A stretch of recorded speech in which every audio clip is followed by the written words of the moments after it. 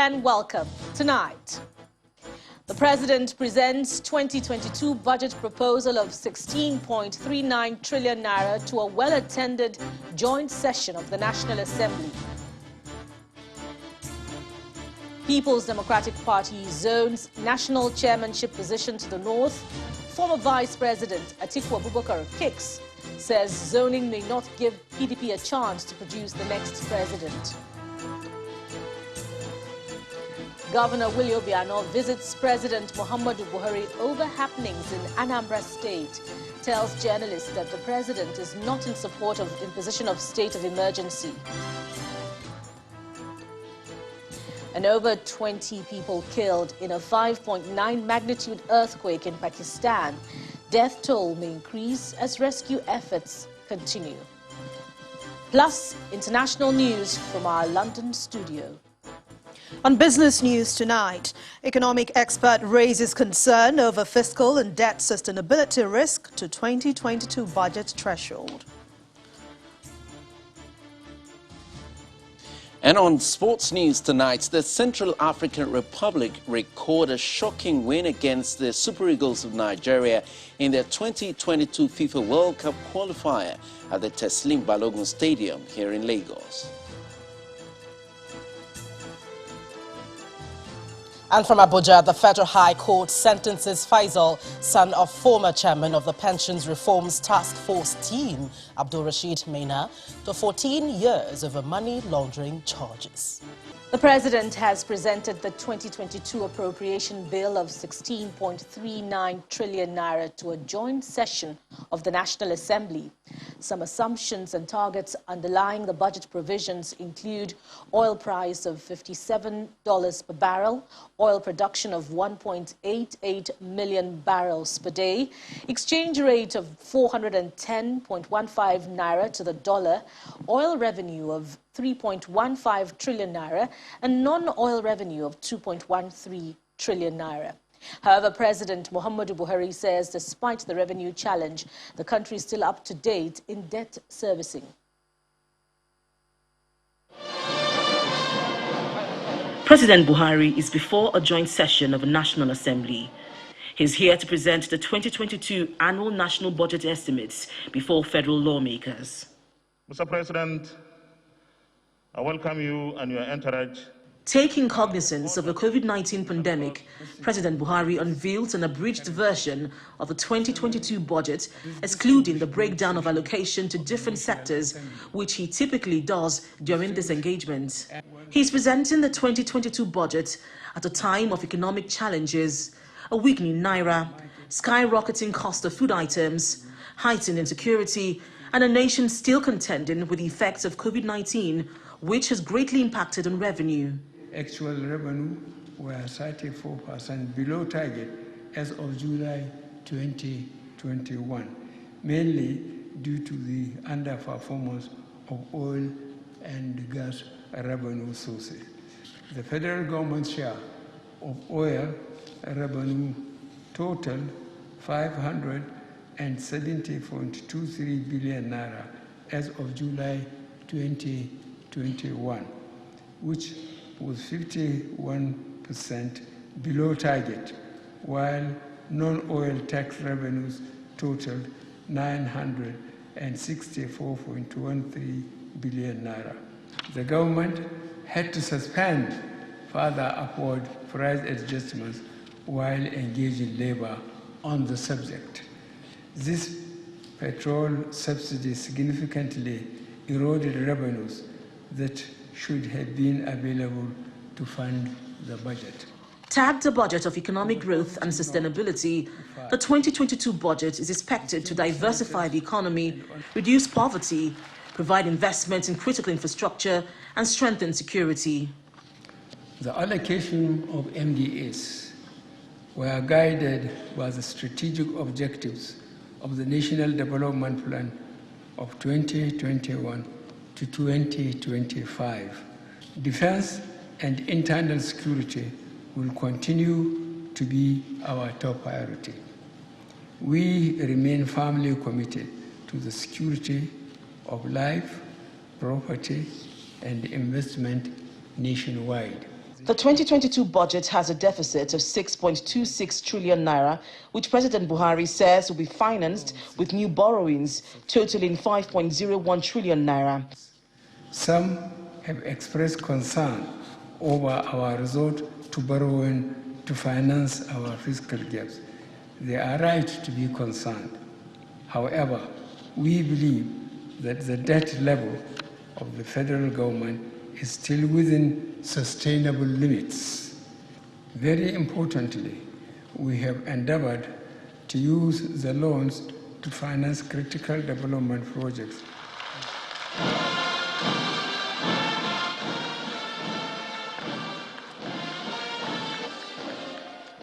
Done with his presentation, President Buhari lays the 2022 appropriation bill before federal legislators. Allow me.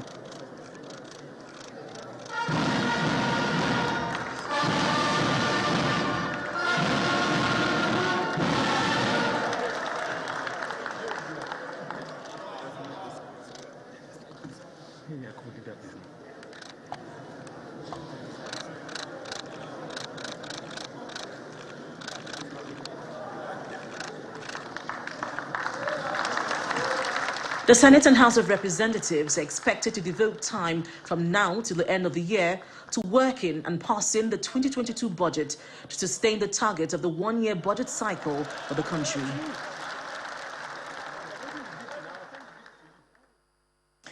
And reacting to the budget presentation, federal lawmakers are expressing excitement with the details provided by the president during his presentation of the 2022 proposed budget. Speaking to Channels Television, the lawmakers applaud the president in the area of gender sensitivity, proposed projects and plans to improve revenue generation. Our correspondent Terry Kumi has the report. Tagged Budget of Economic Growth and Sustainability, the 16.39 trillion naira proposed budget for 2022, as presented by President Muhammadu Buhari, seems to be fine with federal lawmakers.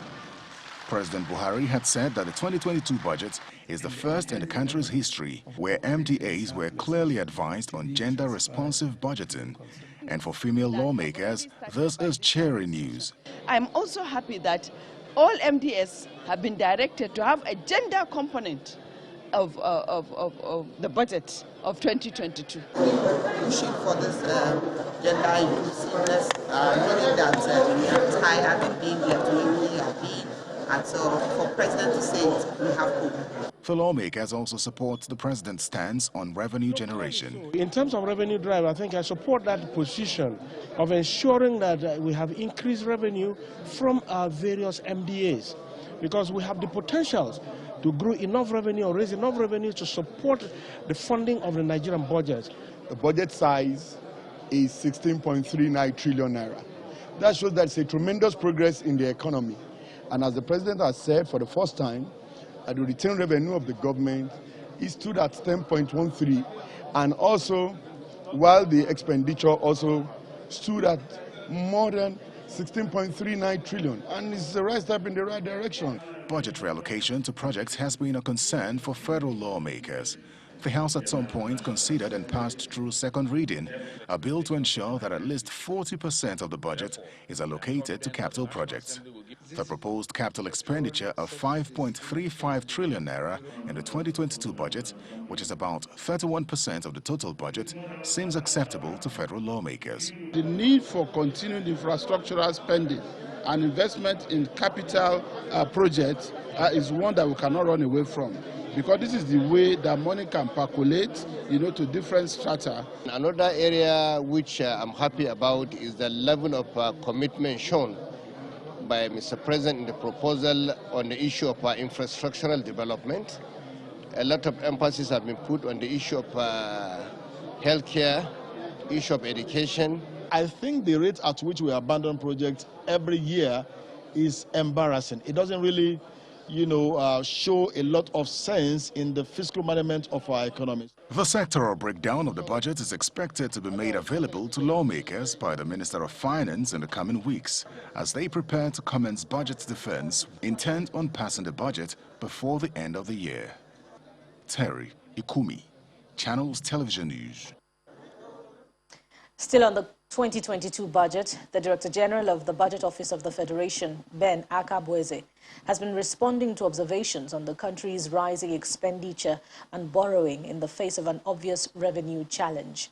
The Budget DG, earlier on our program Politics Today, explained that the fiscal draft presented by President Buhari today at the National Assembly was a reflection of the country's rising needs. He also said that the federal government has been able to ensure growth in revenue through widening of the tax net, despite going through the harsh effects of the COVID-19 pandemic. Our revenue to GDP ratio is only between 8 and 9%. The average for African countries is 20%, the government revenue to GDP ratio. So there is a correlation. And because our revenue to GDP ratio is still at a lowly 8 to 9%. Imagine if we didn't now run a deficit budget and had to spend only it means we'll be spending maybe 8 to 9% of our GDP. When on the average, countries even in Africa are spending 22%. So it's to bridge that gap to get the ratio to a certain level of, minimum, whatever. That's why we need to borrow. Also, over these last 5 years, we've had 2 recessions. A recession is a bad time for raising government revenues, because during a recession, it's not a time you don't raise tax rates usually during a recession. And that's why, for instance, even the upward adjustment in our VAT rate was very modest, from 5% to 7.5%. At 7.5%, our VAT rate is still less than half of the African average VAT rate. Government has also tried, while you have a revenue problem that you need to address, you're also mindful of the need not to hurt growth. There'll be more on the proposed 2022 budget later in the bulletin. But in the meantime, let's return to the National Assembly, where the Senate has confirmed the appointment of 4 nominees as members of the Nigeria Midstream and Downstream Petroleum Regulatory Authority. The nominees are Idare Gogo Ogan, Chairman; Farouk Hamid, Chief Executive Officer; Abiodun Adeniji, Executive Director, Finance and Accounts; and Obugo Ukoha, Executive Director, Distribution System, Storage and Retail Infrastructure. The confirmation of the nominees follows the consideration of a report by the Committee on Downstream Petroleum Sector during Thursday's plenary. The committee chairman, Senator Sabo Mohammed, says the committee did not receive any petition against their nominations, adding that they were cleared by security agencies.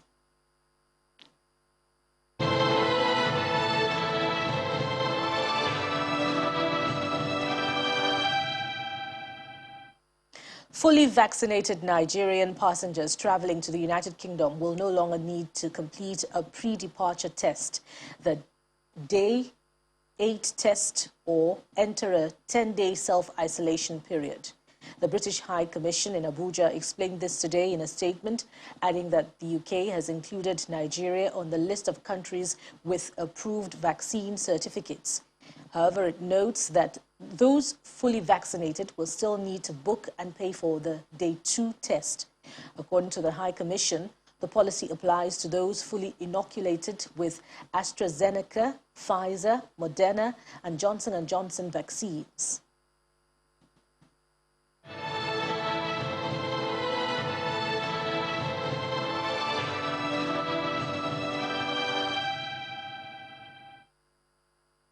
You're still on to the news at 10 on Channels Television. We'll be back in just a moment with more stories. Stay with us.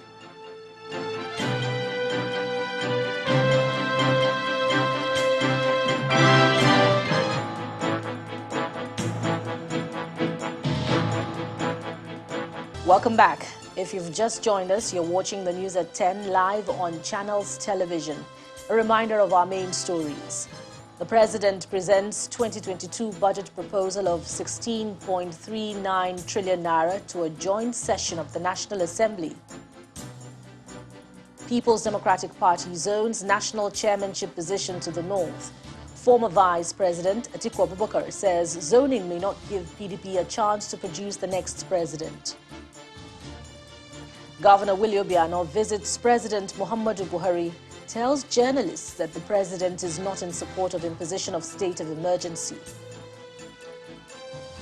And over 20 people killed in a 5.9 magnitude earthquake in Pakistan. Death toll may increase as rescue efforts continue.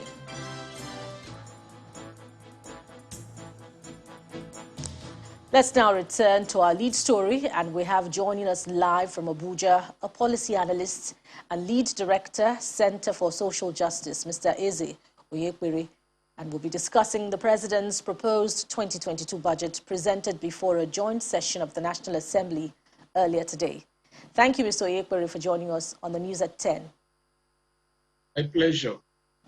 Now, the President has proposed 16.39 trillion naira budget for 2022. And bearing in mind the nation's dwindling economic fortunes, will this budget perhaps be the silver bullet to transform Nigeria's economy? Well, let me start by saying that the budget is quite ambitious in terms of the expected revenue and even the huge deficits to fund the balance that is not covered by the revenue.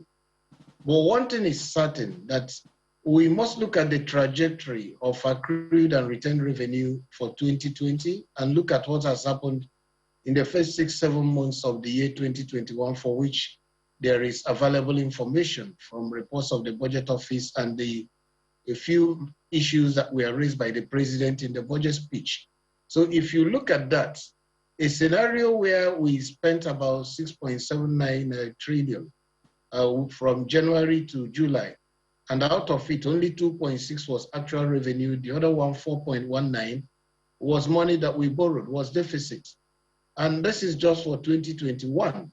And there is not so much that will change between 2021 and 2022 that we can say for certain will double our available revenue.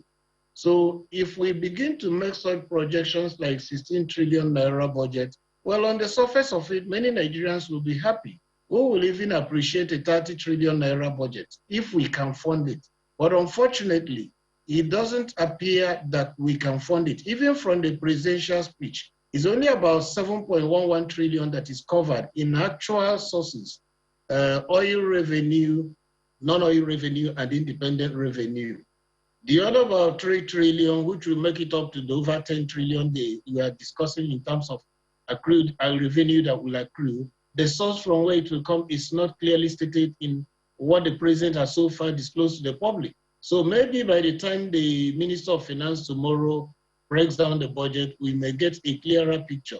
But for now, what is presented is quite ambitious, but the sources of funding are not clear. Even the projected deficit of about 6.something trillion and that we are going to borrow another more than 5 trillion is a very precarious position, because as of today, we officially told we are owing 35 trillion. But that's not true, because the $10 billion ways and means that should come from, that came from the central bank to the federal government has not been factored in. So if you factor that in, we are discussing about 45 trillion, plus the last 2 trillion that was approved by the National Assembly, all totaling about 47 trillion, and we are still discussing of borrowing more than 5 trillion again. So in essence, I don't think that the managers of the economy are thinking through what exactly they are doing, because this will take tens of decades for us to get back to the normal position where we were as at the time we had the zero debt template as cleared by Obasanjo in 2006. So I don't see how this budget will actually succeed. And you've touched on a point where I'm headed, Mr. Oyekwere, which is the President's argument in his speech, wherein he defended his government's continued borrowing spree with the argument that it spent its way out of 2 recessions, which was achieved through a resort to borrowing. How sustainable and justifiable is this appetite for borrowing, particularly in the long term? If you say you spent your way out of recession, that's a debatable statement. And moreover, as of today, we are using 98% of all our retained revenue to service debts, not even to pay back the actual debt we borrow, servicing, 98%. So what is remaining is 2%. Essentially, the statement that we are borrowing to fund the critical infrastructure is misleading. We are borrowing to pay salaries, first of all, to run the basic cost of governance. And whatever is remaining is what we are using to fund critical infrastructure. So I think the statement should be properly contextualized. It is not sustainable. When you are using all your money to service debts, if you were a private company, a limited liability company, either traded on the stock exchange or otherwise, your creditors may have come for liquidation. They may have come to collect their money and say, well, we're not sure you can be able to pay back. Yes, this is a sovereign country, and there are countries with greater debts, but they are more productive economies. Their revenue to their debt repayment is not on all fours with our own. So that is a critical challenge that the president and his minders have not told Nigerians. So it's not a question of telling us debt to GDP or telling us that we have a revenue challenge and not necessarily a debt challenge. The practical thing is, where will we get the money to fund the budget? Yes, indeed. Thank you very much, Mr. Eze Onyekpere, policy analyst. Thank you for your contribution on the news at 10. We hope that the issues will become clearer in the coming days. To politics now. The National Executive Committee of the People's Democratic Party has approved the recommendation of the party's zoning the position of the national chairman to the north. This decision was taken during its meeting in Abuja today, where it concluded that all other positions currently occupied by the south will go to the north, while all positions occupied by the north will go to the south. Meanwhile, former Vice President Atiku Abubakar says the zoning of positions in the party would determine whether or not the PDP will take over power in 2023. In what some members of the PDP have described as a make-or-mar event, the acting national chairman of the PDP, Edayemi Akinwumi, presided over the 94th meeting of the NEC committee in Abuja. Eda Akinwumi underscores the importance of the meeting to the survival of the party. The two reports to be considered are so important that the members of both committees need commendation from this august body. Today is a day of making history in the life and survival of this great party. While NEC members are expected to consider the recommendations of the party's zoning committee, former Vice President Alhaji Atiku Abubakar advises the party to exercise caution in their decisions, maintaining that zoning is neither the cause nor solution to Nigeria's problems. Where the president comes from has never been the problem of Nigeria. And I can cite examples. Neither will it be the solution. There is no such thing as a president from southern Nigeria or a president from northern Nigeria. There is only one, a president from Nigeria, for Nigeria, by Nigerians. The chairman of the PDP Governors Forum, Governor Aminu Tambuwa of Sokoto State, urges the NEC members to muster the needed courage in taking their decision. We have at this NEC, 94th NEC of our party, very major and important issues to discuss. I appeal, therefore, to the great leaders of our party to muster every wisdom and experience, decorum, in addressing the issues. The meeting then proceeds into a technical session, after which the National Publicity Secretary of the PDP briefs journalists on the outcome. They considered the report of Governor Ifeanyi Ugwuanyi's report on zoning, and NEC approved the zoning as presented, which, as you understand, The positions that are in the south will go to the north, and the positions that are in the north will go to the south. The PDP hopes to hold a national convention at the end of this month, where it will elect new principal officers that will pilot the affairs of the party through the 2023 general elections. Meanwhile, a new political pressure group, the National Political Coalition for Electoral Reforms, believes it is imperative for political stakeholders in Nigeria to build an electoral process shielded against rigging and malpractices. The group made this known ahead of the meeting of its coordinating committee slated for next week to further discuss its next move. The meeting is sequel to an emergency national political summit that the group held on the 1st of October, where they preferred solutions to challenges in the country's electoral system, especially the current clamor for electronic transmission of votes. The intervention meeting was co-chaired by former INEC chair, Professor Atahiru Jega, and former president of the Nigeria Bar Association, NBA, Dr. Olisa Agbakuba. Governor Willie Obiano of Anambra State says the president is not in support of a possible declaration of a state of emergency in Anambra. He stated this after a meeting with President Buhari at his residence, where he cautioned the Attorney General of the Federation over such contemplations over a state that has recorded substantial peace in recent times. Underpinning the president's desire for free and fair elections, the governor promised to deal with miscreants, which he claims are from neighboring states, within 2 weeks. Our correspondent, Gloria Umezioke, reports. The man in the eye of the storm, Governor Willie Obiano of Anambra State, visits the State House and is received by the president at his residence.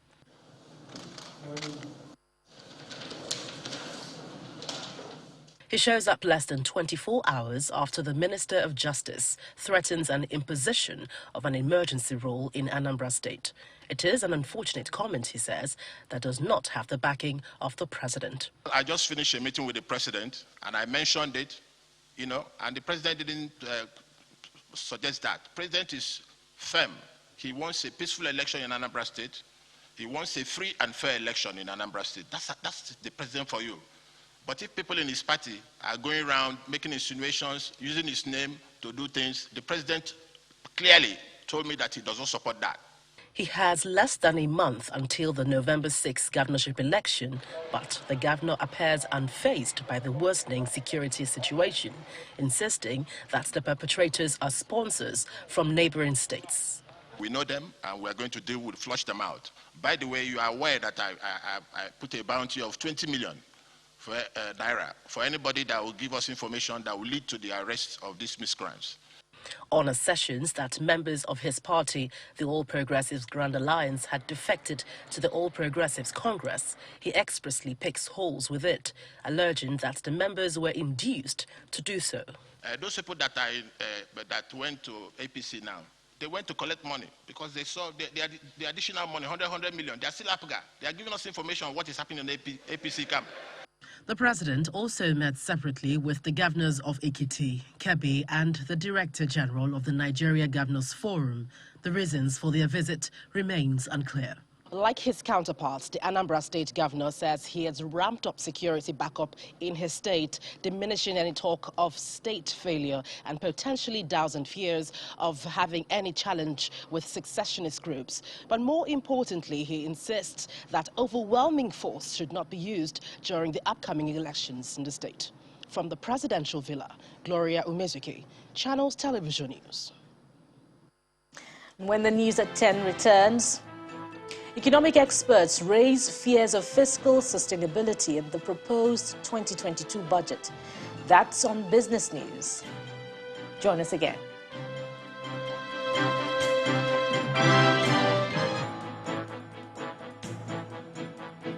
Welcome back. You're still on to the news at 10 on Channels Television. Let's now go to our Abuja studio, where Gloria Umezioke is standing by for more on the news at 10. Hello, Gloria. Hello, Bukola. Good to see you.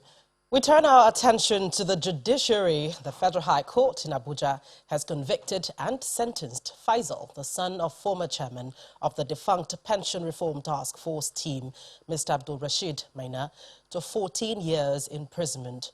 Delivering judgment, Justice Okunabang found Faisal guilty on a 3-count money laundering charge, which the Economic and Financial Crimes Commission had brought against him. The court held that the anti-graft agency had successfully established that Faisal operated a fictitious bank account through which his father had laundered the sum of 58.1 million naira.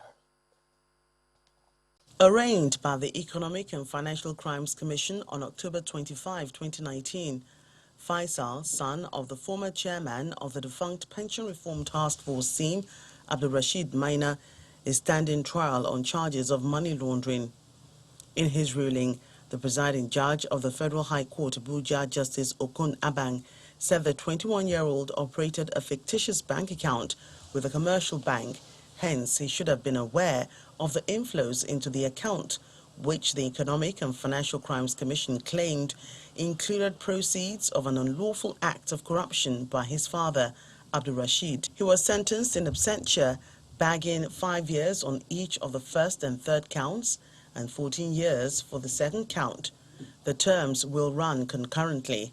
Justice Abang also directed that if the defendant is found in any part of the country, he should be committed to a correctional center, and if found outside the country, the federal government will legally extradite him to face his sentence.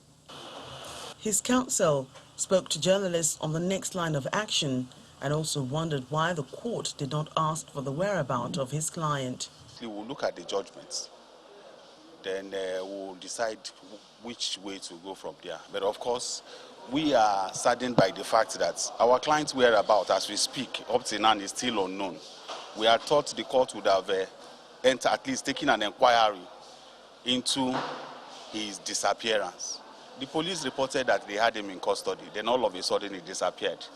We had felt that the court should have asked what happened to him if they said they had him in custody. But whatever it is, the court has delivered its judgment. We will do the needful. But you can't sentence because the person you convicted is not before the court. The question we might even want to ask is, how are we sure the young man in question is even still alive? So you see, these are questions that we will also have to answer, and as soon as we answer them, then we'll take the next line of action. The EFCC had earlier told the court that it got intelligence report that Faisal had escaped to the United States of America after he jumped bail and stopped showing up in court. Staying with the courts, the Economic and Financial Crimes Commission, EFCC, has rearraigned Mrs. Grace Tiger, alleged to be an accomplice in the multiple fraud case involving Process and Industrial Development Limited (PNID). According to a statement by Head Media and Publicity of the EFCC, Mr. Wilson Owojaren, she was brought before Justice Obiora Egwatu of the Federal High Court, Abuja, on a 9-count amended charge bordering on accepting bribes, money laundering, and other related crimes. Defense counsel and senior advocate of Nigeria, Ola Olanipekun, asked the judge to admit her to bail on the grounds of ill health and being a senior lawyer and former director, legal services in the Ministry of Petroleum Resources. However, the prosecuting counsel said the commission filed a counter affidavit rejecting the bail application. After listening to the arguments, Justice Egwatu released the defendant to her counsel and adjourned the matter till October 27, 2021 for ruling on her bail application. Away from the judiciary, an unconfirmed number of people have been reported killed following an attack on 2 communities in Usu and Onitsha Igwezi in Onitsha local government area of Ebonyi State. The attack was said to have led to the death of some police personnel in Isu, while other persons were killed in Onitsha Igwezi community by the yet-to-be-identified gunmen. Details of the incident are still sketchy, while the Ebonyi State Police Command is yet to make a formal statement relating to that attack.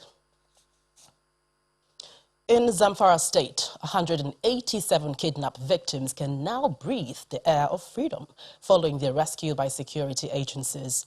The victims are natives of Gorenamaye, Rini, Shinkafi in Zamfara State, while others are from Sabon Birnin local government area in Sokoto State. They were said to have spent over 4 months in captivity before their rescue from Sibi Forest in Maradun local government area of Zamfara State. The Zamfara State Police Commissioner says the successes were recorded following the ongoing onslaught against the bandits and their collaborators in the state. And that's it from Abuja. It's back to Bukola in Lagos for more on the News at 10. Thank you, Gloria. The federal government has rejected what it describes as a single pathway to energy transition and net zero carbon as being championed by developed countries. The Vice President of Nigeria, Professor Yemi Osinbajo, and the Minister of State for Petroleum, Temipre Silva, made the position of the federal government known at the 2021 Expelled Summit organized by Expelled Energy PLC. They maintain that energy transition must be a transformational effort in line with the 2030 Agenda of Sustainable Development. At the event, the management of Expelled Energy PLC promised to increase delivery of gas to the power sector in Nigeria by 50% come 2022. Our correspondent, Emperor Simon, reports. Stakeholders in the energy sector in Nigeria gather under one roof for the Expelled Energy Summit 2021, which is the second in the series of summits organized by the company, mainly for discussion on global trends in energy transition. Chairman of Expelled Energy PLC sets the tone for the event as he highlights some of the goals of the company, which include plans to reduce gas flaring in Nigeria by 2024. We have installed capacity of over 500 million square for a day of gas, and with the annual gas project coming on stream next year, we're going to be seeing that increasing to between 40 and 50%. The Vice President of Nigeria, Professor Yemi Osinbajo, represented by the Minister of State for Environment, Mrs. Sharon Ikeazo, and the Minister of State for Petroleum, Temipre Silva, are of the view that energy transition can no longer be limited to incremental steps. It will thus be important to enable countries to benefit from appropriate technologies reflective of their peculiar situations and circumstances as part of this transition. The clamor to emphasize only renewable energy as a sole pathway to energy transition is a source of concern for African countries that are still working to achieve baseload industrialization. Joining virtually is Pulitzer Prize-winning author and global energy expert Daniel Yergin, who emphasizes the need for developing countries to speak in one voice on how energy transition agenda should be implemented. It is very important that the voice of developing countries be very clear and heard there. The agenda should not just be defined by the wealthy countries of the Northern Hemisphere. After speeches are made, the big moment is here, the unveiling of a new logo for Expelled Energy PLC, anchored by the Chief Executive Officer of the company, Mr. Roger Brown.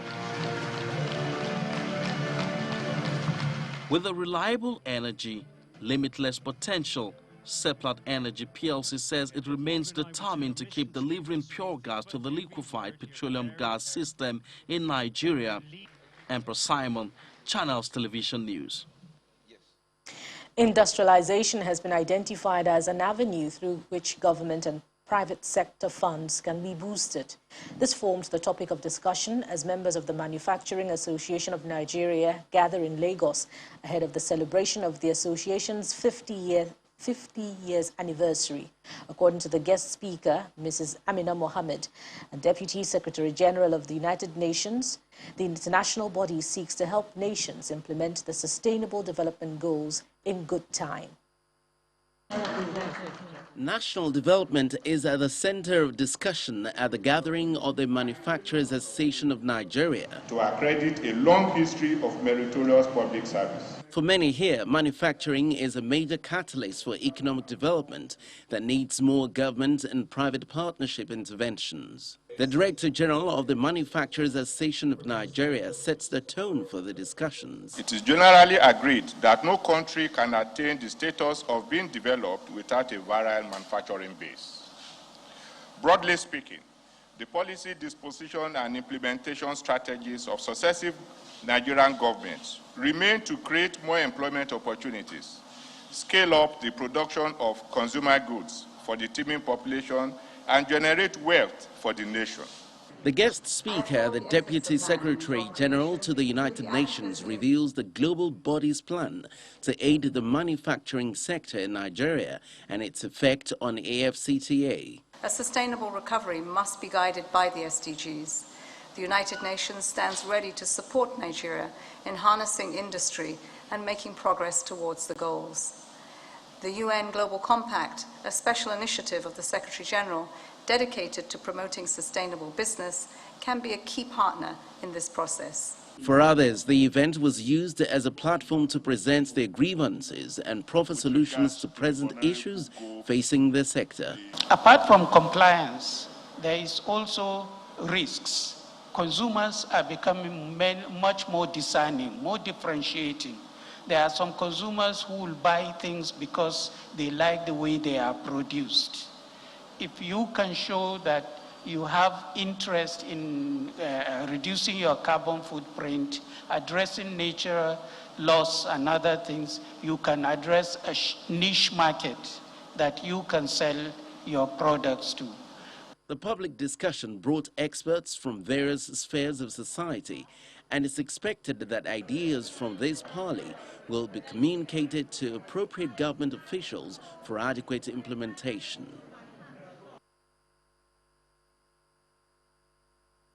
And up next on the news at 10 is Business News with Anne Waudu. Thanks a lot, Bukola. Hello and welcome to Business News. The challenge of fiscal and debt sustainability are some of the major concerns surrounding the 16.3 trillion naira spending plan presented by President Muhammadu Buhari to the National Assembly. According to the CEO, Center for Promotion and Private Enterprise and former Director General of the Lagos Chamber of Commerce and Industry, Dr. Muda Yusuf, the financing of fiscal deficits by the central bank, as well as debt servicing, will continue to exert severe pressure on government finances.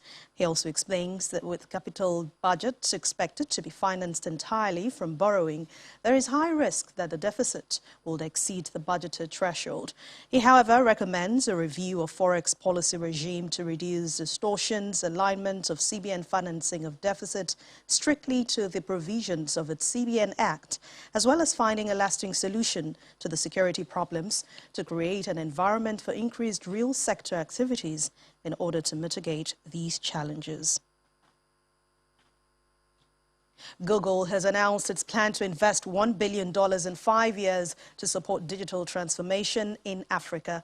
The CEO of the U.S. tech giant, Sundar Pichai, also made this known at the Google for Africa event. He says the investment will include the landing of the subsea cable, which will enable faster internet speed and lower connectivity costs. It would also include low-interest loans to help small businesses and equity investments in African startups.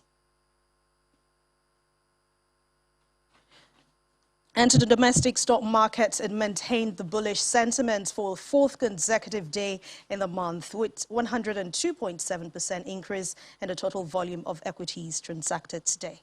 John Mekwa has the details.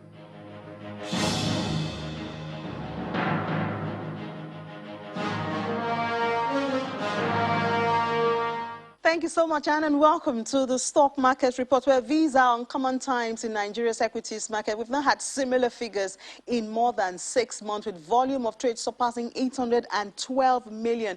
Put this side by side with 401 million in the previous session. That's over 100% increase. This also reflects in the value for the day, 10.56 billion naira. Yesterday, it was just 3.5 billion naira. How do we explain this? Analysts say near-end effects may be responsible as investors display renewed interest in attempts to partake in end-of-the-year benefits. Well, this renewed interest gave the market additional value of 33 billion naira. The all-share index was up 0.16%, moving it even closer to the 41,000 level. Eyes have been on FBN holding for days now. Today was not different, claiming the top spot on top trades, a well-deserved position after having over 605 million transactions worth 8.9 billion naira of its shares traded, and its share price gained 30 kobo to close at 10 naira today. The financial services dominated the top trades as Fidelity and Wema Bank followed, although from a very far distance. We also had University Press Limited leading top advancers, while BOC Gases led top decliners. 4 positive sessions, a strong bullish sentiment. Well, counting gains continues for investors in the equities market, and hopefully the last trading session will not be different. That's the stock market report. I'm Ini John Mekwa. And with those great numbers, we'll end business news. Thank you for watching. I'm Anne Nwawodo. It's back to you, Bukola. Thank you, Anne. At least 20 people have been killed in a powerful 5.9 magnitude earthquake that hit the province of Balochistan. Scores of people were injured as well. Simon Pusey has this story and more in news from the international scene. Good evening and welcome to the Channel Studios here in London with your international news around the world in 5. At least 20 people have been killed after an earthquake struck Pakistan's southern Balochistan province. Authorities say the death toll may increase and that many people were killed when structures collapsed. Many of the dead are thought to be women and children. The US Geological Survey said it was a 5.9 magnitude quake that struck at a shallow depth of 9 kilometers. Local officials say at least 150 others are thought to have been injured, with several of them rushed to hospital in critical condition. NATO has expelled 8 Russian diplomats it says have been working secretly as intelligence officers. 8 members of the Russian mission to NATO who were undeclared Russian intelligence officers. The military alliance has also halved the size of Moscow's mission, working at its Brussels headquarters at 10. It is the first time NATO has taken such action against Moscow since it expelled 7 Russian diplomats from the mission in the wake of the 2018 Salisbury spy poisonings. Russian officials accused the West of using Moscow as what they called a bogeyman. 76 years after the end of World War II, a former concentration camp guard has gone on trial for assisting in the murder of 3,518 prisoners at a camp near Berlin. Joseph S. held a ring binder to cover his face as he was accused of complicity in the shooting of Soviet prisoners of war and the murder of others with gas. Time is running out for Nazi-era criminals to face justice, and he is the oldest defendant so far to stand trial. Outgoing German Chancellor Angela Merkel has held talks with Pope Francis as part of a farewell visit to Italy that will also include meetings with Prime Minister Mario Draghi. Merkel and Francis, who have met several times before, spoke privately in the Papal Library of the Vatican's Apostolic Palace for about 45 minutes. In an interview with a Spanish radio network last month, Francis called Merkel one of the world's greatest political figures. The Tanzanian novelist Abdul Razak Gurna has said it is brilliant and wonderful to be awarded the 2021 Nobel Prize for Literature. I came by air. The Swedish Academy praised Gurna for his uncompromising and compassionate penetration of the effects of colonialism. It is awarded to the novelist Abdul Razak Gurna, born in Zanzibar, active in England. The prize is awarded by the Swedish Academy and is worth 10 million Swedish crowns. The 73-year-old is the author of 10 novels, including Paradise and Desertion and I Have More. Colombia has marked 200 years of its constitution. Colombia's constitution came into force in 1821 and was backed by independence figure Simon Bolivar.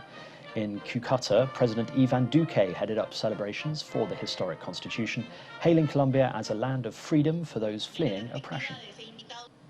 And finally, Queen Elizabeth has launched the Queen's Baton Relay for the Birmingham Commonwealth Games on the forecourt of Buckingham Palace in London. The The Queen placed her message in the baton before Paralympic gold medalist Kadina Cox carried the symbol on the first leg of its journey. A Commonwealth Games tradition, the baton will now travel to Europe, Africa, Asia, the Americas and the Caribbean before the opening ceremony in Birmingham, July next year. The relay of 7,500 bearers will take the baton on a 90,000-mile journey to all 72 nations and territories of the Commonwealth. And that's your international news around the world in 5. Now back to the Channel studios in Lagos.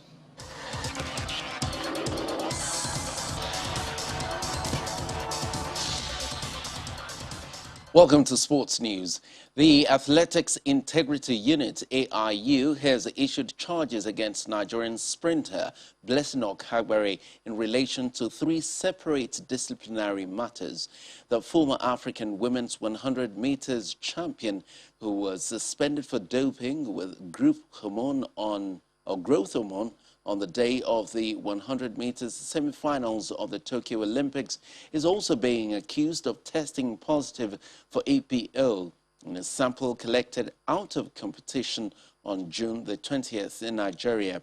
The AIU has now issued further charges against the 30-year-old athlete in accordance with Rule 12 of the World Athletics Anti-Doping Rules for her refusal to cooperate during the investigation. She has denied all charges and has requested that each of them be submitted to a hearing before the disciplinary tribunal.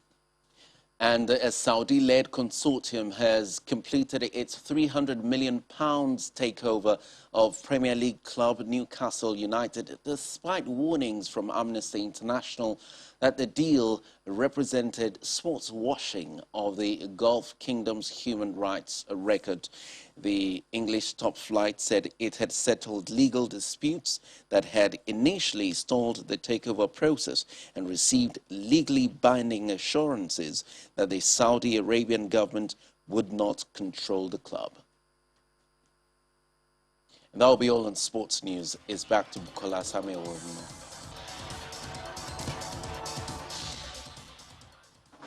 Thank you, Kayode. And the main news again. The President today presented the 2022 appropriation bill of 16.39 trillion naira to the joint session of the National Assembly. President Buhari said that despite the current revenue challenge, the country is still up to date in debt servicing. Also today, the UK High Commission in Nigeria said that fully vaccinated Nigerian passengers travelling to the United Kingdom will no longer need to complete a pre-departure test, the Day 8 test, or re-enter a 10-day self-isolation period from October the 11th. And that's it on the news at 10 on Channels Television. And from all of us here, it's good night.